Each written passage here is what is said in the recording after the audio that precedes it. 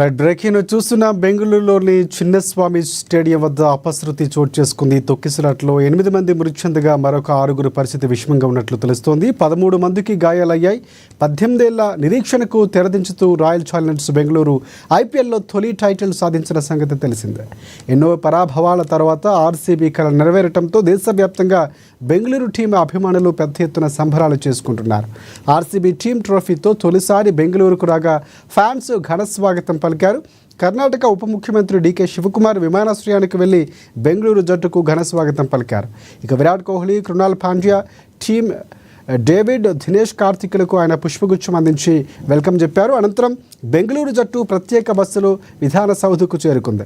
ఈ క్రమంలో వేలాది మంది అభిమానులు ఆర్సీబీ జెండాలు చేతబోని విధాన సౌధ వద్దకు చేరుకున్నారు. దీంతో ఆ ప్రాంతమంతా ఎర్ర సముద్రంగా తలపించింది. ఆర్సీబీ ఆటగాళ్లు బస్సులో వస్తున్న మార్గంలోనూ అభిమానుల కోలాహలం నెలకొంది. ఈ నేపథ్యంలోనే ఈ ఘటన చోటు చేసుకుంది.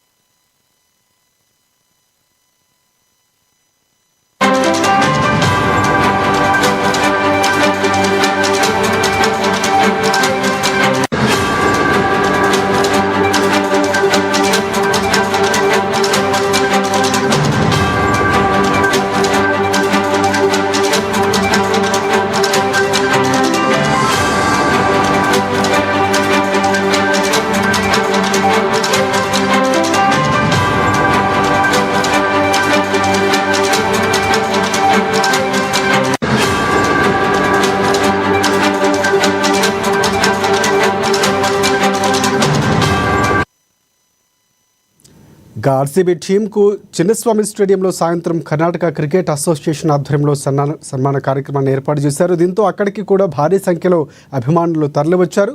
స్టేడియం గేట్లు సమీపంలోని గోడలు, చెట్లు ఎక్కారు. గేటు నుంచి స్టేడియంలోకి వెళ్లేందుకు ఒక్కసారిగా దూసుకు వెళ్లారు. అభిమానులను అదుపు చేసేందుకు పోలీసులు లాఠీ చార్జ్ చేశారు.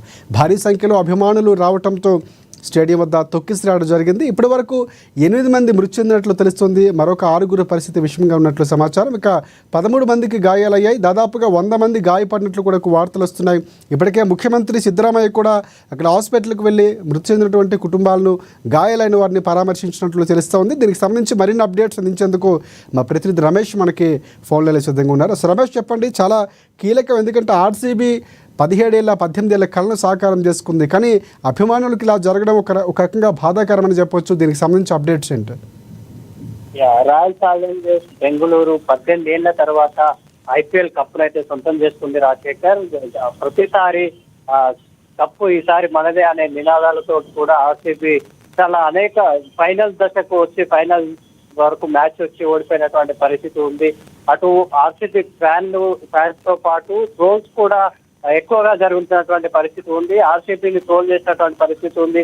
ఈసారి కూడా పంజాబ్ 11 ఏదైతే ఉందో చాలా బలంగా ఉంది. ఇటు బౌలింగ్ సైడ్ కానీ బ్యాటింగ్ ఆర్డర్, టాప్ ఆర్డర్ కూడా పూర్తి బ్యాటింగ్ ఆర్డర్ బలిష్టంగా ఉన్న నేపథ్యంలో ఈసారి కూడా కప్పు దక్కదు అనే ప్రచారము, ట్రోల్స్ నేపథ్యంలో ముఖ్యంగా కోహ్లీ స్టార్ బ్యాట్స్మెన్ ఎవరైతే ఉన్నారో, ప్రపంచ స్థాయి ఆటగాడు, మంచి స్ట్రైక్ రేట్ తో ఫామ్ లో ఉన్న కోహ్లీ ఉన్నప్పటికీ కూడా రజిత్ పాటిదార్, అట్లాగే ఫిలిప్ సాల్ట్ వంటి టాప్ ఆర్డర్ బ్యాట్స్మెన్ ఉన్నప్పటికీ కూడా కప్ కోల్పోతారన్న నేపథ్యంలో కోహ్లీ కూడా ట్రోల్కు గురైనటువంటి పరిస్థితి ఉంది. ఇట్లాంటి ట్రోల్స్, ఉత్కంఠ నేపథ్యంలో మొత్తానికైతే ఆర్సీబీ ఐపీఎల్ కప్పును సొంతం చేసుకుంది. కానీ ఈ ఘటన ఏదైతే ఉందో, ఈ రోజు జరిగిన ఘటన ఆర్సీబీకి సంతోషాన్ని కూడా మిగిలించినటువంటి పరిస్థితిగా కనిపిస్తుంది. ముఖ్యంగా చివరి ఓవర్ లో మనం చూసుకున్నాం, ఆర్సీబీ ఫస్ట్ బ్యాటింగ్ చేసింది. సెకండ్ ఇన్నింగ్స్ లో చివరి ఓవర్ వేసిన సందర్భంలో ఇక గెలుపు ఖాయమైన నేపథ్యంలో గ్రౌండ్ లోనే కోహ్లీ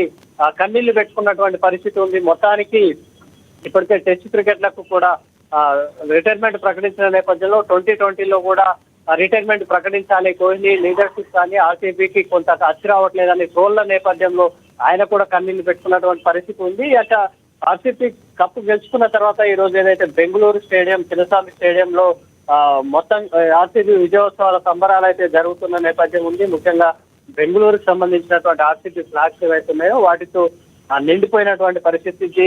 ఈ సంబరాలకు సంబంధించి కర్ణాటక సీఎం తో పాటు అక్కడి గవర్నర్ దాంతో పాటు ఈ స్వాగతం పలికినటువంటి కర్ణాటక ఉప ముఖ్యమంత్రి కూడా విమానాశ్రయానికి వెళ్లి స్వాగతం పలికారు. బెంగళూరు జట్టుకు ముఖ్యంగా విరాట్ కోహ్లీ, కృణాల్ పాండ్యా, టిమ్ డేవిడ్, దినేష్ కార్తిక్లకు పుష్పగుచ్చం ఇచ్చి అక్కడి నుంచి ప్రత్యేక బస్సులో విధాన సభ సౌధకు కూడా వాళ్ళు చేరుకున్నారు. ఆ తర్వాత ఏదైతే చిన్నస్వామి స్టేడియంలో ఇక్కడ ఏర్పాటు చేసినటువంటి సంబరాల్లో ఏదైతే ఒక్కసారిగా అభిమానులు బారికేడ్లను తోసుకొని మరీ గ్రౌండ్ లోకి వచ్చేసినటువంటి పరిస్థితి ఉంది.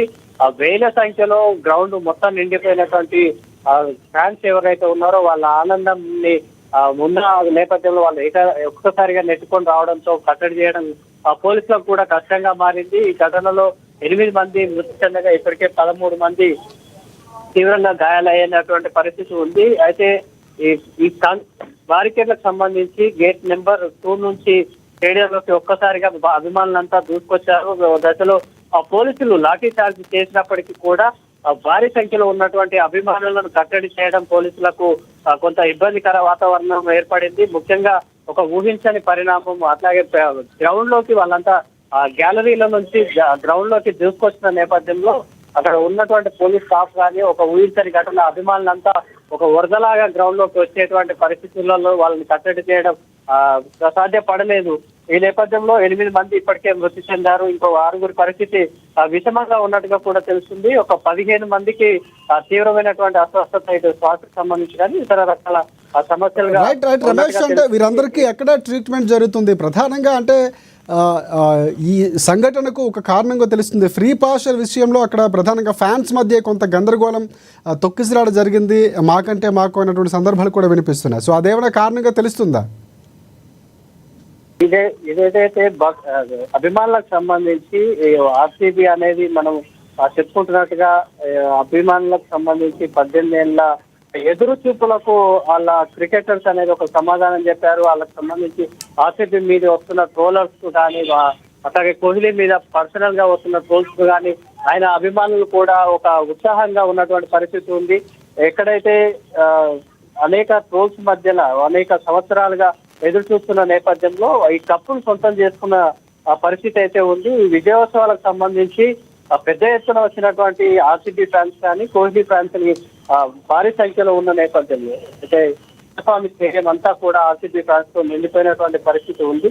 వాళ్ళంతా ఒకేసారిగా నెట్టుకొని రావడం గ్రౌండ్ లోకి ఒక వరదలాగా వచ్చినటువంటి పరిస్థితి ఉన్న నేపథ్యంలో ఈ ఘటన అయితే జరిగింది. ఇంకా ఆర్సీబీ ఫ్యాన్స్ కు సంబంధించి మొత్తం అభిమానులు, క్రికెట్ అభిమానులు అనేది చాలా ఎదురు చూస్తున్నటువంటి నేపథ్యంలో వారికి సంబంధించి వాళ్ళని చూసిన క్రికెటర్స్ చూసిన ఆనందంలో వారంతా అదుపు తప్పి ఒక ప్రవాహంలాగా వచ్చిన నేపథ్యంలో పోలీసులు అదుపు చేయడం అనేది కష్టమైంది. వీరందరినీ కూడా ఏదైతే గాయపడిన వారికి సంబంధించి దగ్గరలో ఉన్నటువంటి చిరస్వామి రైట్ ఒకటే రమేష్, ప్రధానంగా అంటే అభిమానుల యొక్క అభిమానాన్ని ఎవరు ఆపలేరు, కానీ ఈ స్థాయిలో ఊహించలేదా లేకపోతే పోలీసులు నిర్లక్ష్యం కనిపిస్తుందా? గేట్లు తెరవకపోవడంతోనే అంటే ఫ్యాన్స్ తోసుకొచ్చే క్రమంలోని ఘటన జరిగినట్లు తెలుస్తుంది. తొక్కిసలాటకు ప్రధానంగా కొంతవల్ల వైఫల్యం కూడా కనిపిస్తుంది. అక్కడ డీకే శివకుమార్ కూడా మృతుల కుటుంబాలకు క్షమాపణలు చెప్పారు. సో ఇక్కడ వైఫల్యం స్పష్టంగా తెలుస్తుంది, లేకపోతే అంచనా వేయటంలో ప్రభుత్వం కొంత ఫెయిల్ అయింది, ఈ స్థాయిలో జనాలు వస్తారని ఎక్స్పెక్ట్ చేయలేదు, అందుకే జరిగింది అనుకోవచ్చా? అంటే రెగ్యులర్ గా ఉండే ఏదైతే సెక్యూరిటీ ఫోర్సెస్ అనేవి అక్కడ ఉన్నాయి రాజశేఖర్. ఏదైతే రెగ్యులర్ టీంలు ఏవైతే పోలీసు బందోబస్తుకు సంబంధించి క్రికెటర్లకు సంబంధించినటువంటి ఏదైతే విమానాశ్రయం దగ్గర నుంచి కూడా ప్రభుత్వం అనేది ఒక భారీ సంబరాల నేపథ్యంలో ఒక భారీ స్వాగతం అనేది పలికింది. కర్ణాటక ప్రభుత్వం అధికారికంగా బెంగళూరు టీం కు స్వాగతం చెప్పి విమానాశ్రయాన్ని నుంచి అట్లాగే వాళ్ళ అసెంబ్లీకి తీసుకెళ్లడం, అక్కడ నుంచి చిన్నస్వామి స్టేడియం వరకు కూడా తరలించిన పరిస్థితి ఉంది. అభిమానులకు సంబంధించి భారీ బందోబస్తు మాత్రం ఉంది. అట్లాగే ప్లేయర్స్ కి కూడా ఒక కట్టుదిట్టమైన భద్రత మధ్యలోనే రెగ్యులర్ ప్రొసీజర్ ప్రకారమే తీసుకొచ్చినటువంటి పరిస్థితి ఉంది. కానీ గ్యాలరీలకు సంబంధించి గ్యాలరీలో ఉన్నటువంటి అభిమానులు ఎవరైతే ఉన్నారో వాళ్ళంతా దూసుకొస్తారు అనేది అంచనా ఉంటుంది, కానీ ఈ స్థాయిలో ఉంటుంది అనేది ఎవరు ఎక్స్పెక్ట్ చేయరు. ఇది ఒక అన్ఎక్స్పెక్టెడ్ థింగ్స్ ఎట్లా జరిగితే ఏంటి అనేది పోలీసు బందోబస్తు సైడ్ నుంచి కూడా ప్రభుత్వం నుంచి కూడా ఆ చర్యలు ఉంటాయి. కానీ ఒకసారి ఒక స్పీడ్ అనేది వారి అభిమానులకు సంబంధించి ఒక 100ల సంఖ్యలో అభిమానులు ఒకేసారి నెట్టివేయడము, వాళ్ళని కంట్రోల్ చేయడంతో ఆ పోలీసులు అప్పటికప్పుడు అప్రమత్తం అవ్వడము, అట్లాగే ఎమ్మటే రిఫ్యూజ్ చేయడం అనేది వాళ్ళందరినీ కూడా ఒకేసారి అడ్డుకోవడం అనేది కూడా సాధ్యపడదు. ఎందుకంటే ఒక ఊహించని సంఘటన కాబట్టి అభిమానులు ఖచ్చితంగా బారికేడ్లను తోసుకొని వస్తారు అనే అంచనా ఉంటే వాళ్ళు ఇటు సైడ్ రైట్ రమేష్, అంటే మృతుల కుటుంబాలకు సంబంధించి ఎవరెవరు మృతి చెందారు ఏమైనా అధికారికంగా ఏమైనా మనకి అక్కడ ప్రకటన చేసినటువంటి పరిస్థితి కనిపిస్తుందా? ప్రభుత్వం కూడా స్పందించింది, సీఎం అక్కడ ఉన్నటువంటి సిద్ధరామయ్య కూడా వెళ్ళటం, అక్కడ ఉన్నటువంటి సౌదకు వెళ్ళారు ఆయన. సో అక్కడ వెళ్ళి విధాన సౌదకు వెళ్ళి అక్కడ పరిశీలించినటువంటి పరిస్థితి, పరామర్శించారు కుటుంబ సభ్యులు కూడా. ఇక్కడ ప్రధానంగా ఏమైనా ఎక్స్గ్రేషియా ప్రకటించే అవకాశం ఏమైనా కనిపిస్తుందా? సో అక్కడ మృతుల వివరాలకి సంబంధించినటువంటి అప్డేట్స్ ఏమైనా ఉన్నాయి మనకి? ప్రభుత్వం ఇప్పటికే అధికారికంగా అప్పటికే ఆ కార్యక్రమం జరుగుతున్న ఆ సందర్భంలోనే సీఎంతో పాటు గవర్నర్, ఇతర ప్రభుత్వ పెద్దలు కూడా ఉన్నటువంటి పరిస్థితి ఉంది.